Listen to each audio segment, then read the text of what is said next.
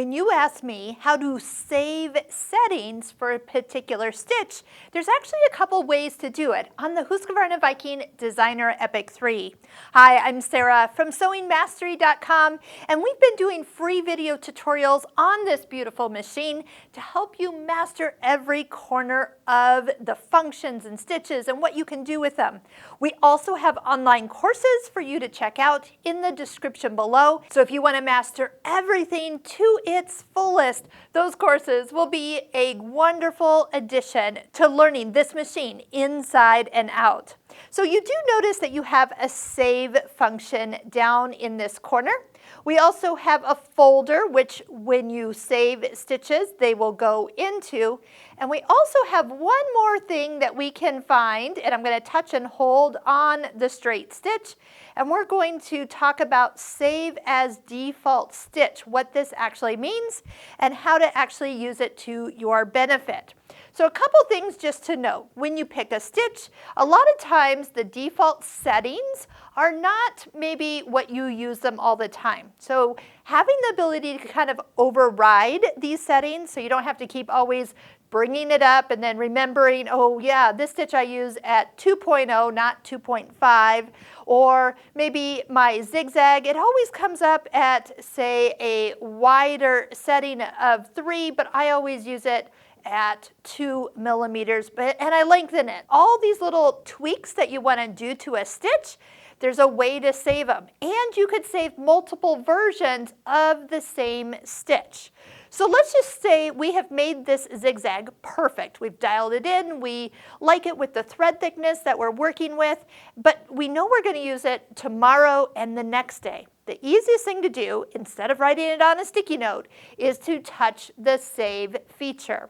Now, I have actually made myself a folder, and I'm going to back up here, and I just called it A and Fave. I did it for short, favorites. Stitches. Now the reason I put the A in front was so it always comes to the top of my list. Everything's in alphabetical order here, so I know that it's always going to be easy to find, and I don't have to go scrolling through some of my embroidery folders to find maybe my stitches that I'm saving from the sewing machine side. So you can do the plus and create your own folder, give it a name, and again, if you start with A, that will get it to the top of the list. All right, so I am going to touch and hold it to open up my folder. And I already have a few things in here, but I'm going to go ahead and change the name and save it as like zigzag, and I might even put in long because I kind of made it longer.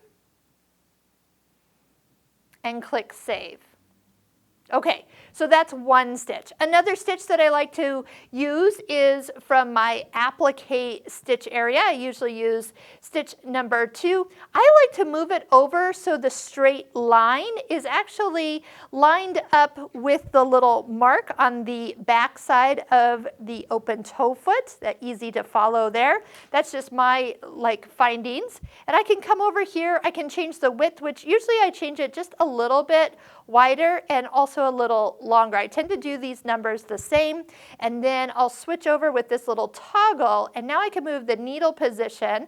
Can you see the little plus up here? I'm putting it towards the middle. So this stitch is not symmetrical, right? So by moving it over, the straight line will now be lined up with the center of my foot, right where that red mark is. So I like to, instead of doing all these changes every single time, this would be another perfect example of why you'd want to save it for the style or thickness of thread or for your project. So let me come in here. I know it always has like the last one that you actually did, and I have actually done a blanket stitch, but it was a different one.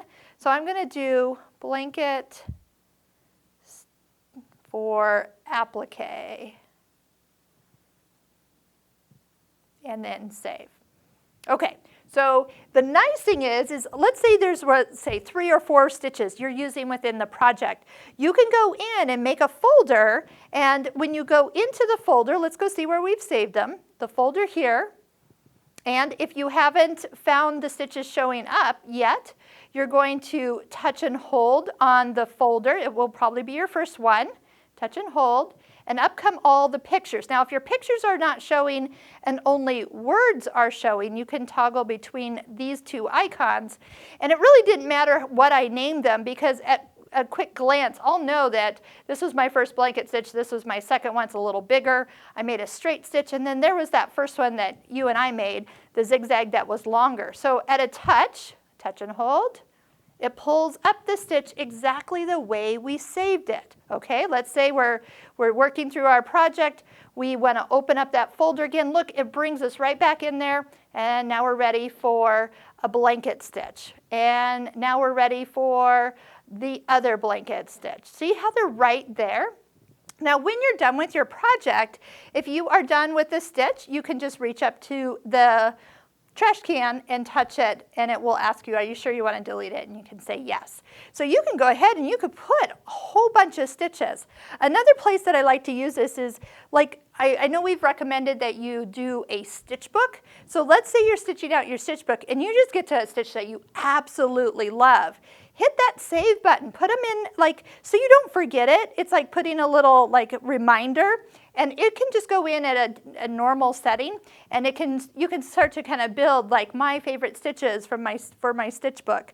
You could have a separate folder that you just kind of plop those in as you find one that you absolutely love the way it looks. You're going to forget about it if you don't, because, you know, 50 stitches later, you're on to another favorite and another and another. I know that's going to happen. Okay, now I did make a note that there was another option, and let's say you are doing a ton of blanket stitching. Okay, and however you have set this up for your settings, we'll just leave it where it is, okay? So touch and hold, and let this little extra pop-up box come, and you see Save as Default Stitch. Now I'm going to just go ahead and choose it. Now this is overriding the last one that was my default stitch. Current stitch has been saved as your default stitch. Okay, what does that actually mean? That means that, let's just pretend we're going back to your utility stitches, your normal straight stitch. You've turned off your machine maybe and turned it back on.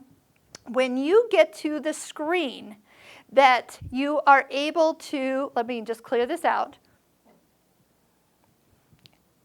You've seen this at the beginning, and it says Start New. When you touch Start New, it doesn't go to a straight stitch. It goes to your default stitch. So it's like your home page stitch.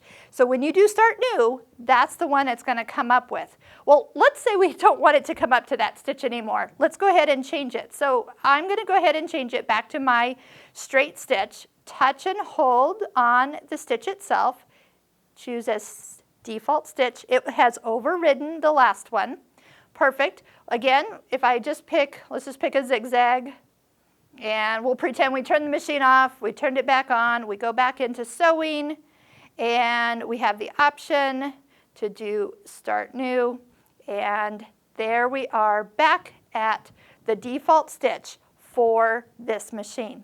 So I love that you can customize this machine, and remember, you can make your own folder. Maybe you find this to be helpful, and maybe you make a folder for this project and a folder for that project, and just use the save feature, because then it will save stitch width, stitch length, needle position, and it'll probably save a few other things like thread tension if you were to change that around. And remember, you can have different repeats of the same stitch at different widths or different lengths, whatever you want it to be, and the ease of deleting them when you're all done. So I hope you'll try out some of the saving features of the Husqvarna Viking Designer Epic 3. And right here at the end of this video, you'll find a link to our playlist of all the other free video tutorials we have done on this machine. Don't forget, the way to say thank you for this free information is to click like on every video that you watch.